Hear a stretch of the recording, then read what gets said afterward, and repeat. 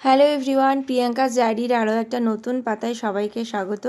পড়ন্ত সূর্যকে সাথে নিয়ে আমরা কিন্তু চলে গেছি এবছরের একটা রাজকীয় বিয়েবাড়িতে। কেন রাজকীয় বললাম সেটা তো আমার সাথে থাকলে এবং ভিডিওটা দেখলে বুঝতেই পারবে। আর সূর্যটাকে দেখলে তো একদম রাস্তায় নেমে এসেছে। তো এই যে সাজুগুজু করে আমরা কিন্তু বিয়েবাড়িতে চলে যাচ্ছি। আর এটা কোন বিয়েবাড়ি তোমরা যদি অবশ্যই জেনে থাকো বা বুঝে থাকো আমাকে কমেন্ট করে জানাতে পারো। আমরা কিন্তু চলে গিয়েছিলাম একটা রাজবাড়ির বিয়েতে। তো সেই রাজবাড়ির লুকটাই দেখে বুঝতে পারছো কেমন রাজকীয়।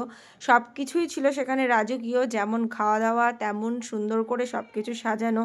আর খাবার যে কত অসংখ্য ছিল সেটা তো আমি গুণে শেষ করতে পারবো না, বলেও শেষ করতে পারবো না, কারণ সমস্ত খাবার এখানে ছিল। তো বর চলে এসেছে আর আমি চেষ্টা করছিলাম কোন অ্যাঙ্গেল থেকে একটু ছবি নেওয়া যায়। যেহেতু বাড়ি থেকে প্রায় 1 ঘন্টা 3 ঘন্টা জার্নি করে আমি বিয়েবাড়িতে পৌঁছেছি, সেই জন্য এনার্জি তো পুরোপুরি একেবারে ডাউন, কিন্তু তবুও বিয়েবাড়ি সাজুগুজু তো করতে হবে। খুব সামান্য সাজুগুজু করে আমি পৌঁছে গিয়েছি।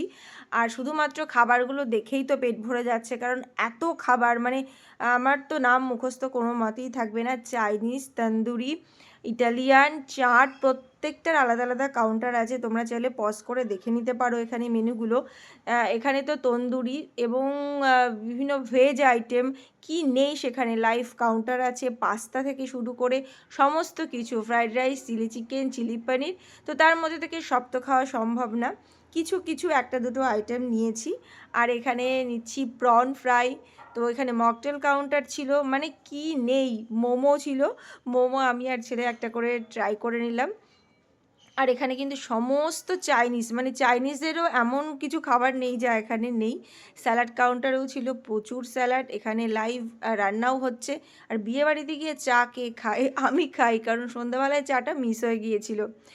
তো তারপরে কিন্তু এখানে ছিল জিলিপি, রাবড়ি। সেটা একটুখানি ছেলে যেহেতু মিষ্টি পছন্দ করে, ওর দৌলাতে ও প্লেটে নিচ্ছে বলে আমি বললাম আমার জন্য একটা নিয়ে নে, আমিও একটা টেস্ট করে দেখি। তো খাবার আগেই কিন্তু আমরা ডেজার্ট ট্রাই করে নিয়েছিলাম। তো চলো, যা হওয়ার কথা ছিল, যে এত কিছু ট্রাই করে ফাইনাল যখন মেন কোর্সে যাবার পালা, তখনই আর পেটে কোনো খিদে থাকবে না। তো এখানে সমস্ত রকম স্যালাডকে স্কিপ করে আমরা চলে গেলাম সোজা কড়াইশুঁটির কচুরিতে। আমি প্রত্যেকে আলাদা আলাদা খাবার খেয়েছি। তো কড়াইশুঁটির কচুরির সাথে আমি নিয়েছিলাম আলুর দম। তাছাড়া কিন্তু এখানে লাচ্ছা, কুলচা, তন্দুরি রুটি, তারপরে রুমালি রুটি, সমস্ত কিছু ছিল। তারপরে ছিল এখানে পনিরের একটা সবজি, মিক্স ভেজ একটা সবজি, তারপর ডাল মাখনি।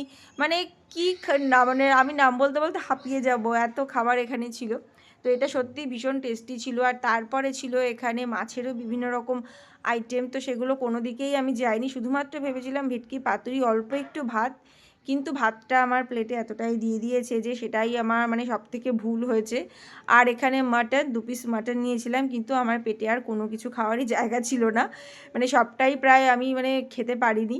আর এখানে ছিল বিরিয়ানি, পোলাও, ফ্রাইড রাইস, সব কিছু ছিল, কিন্তু আমি শুধুমাত্র বিরিয়ানি অল্প একটু টেস্ট করার জন্য নিয়েছিলাম।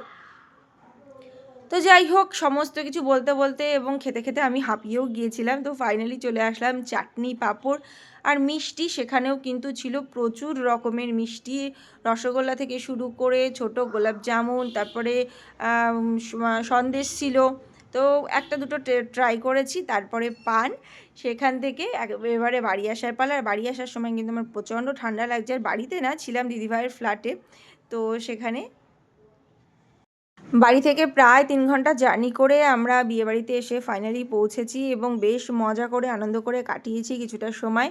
তো তোমাদের কেমন লাগলো ভিডিওটা অবশ্যই জানিও। ভালো লাগলে কিন্তু চ্যানেলটাকে লাইক, কমেন্ট, শেয়ার এবং সাবস্ক্রাইব করতে ভুলো না। দেখা হবে আবার একটা নতুন ভিডিওতে। ততক্ষণ পর্যন্ত সবাই ভীষণ ভালো থেকো। আজকের মতো টাটা।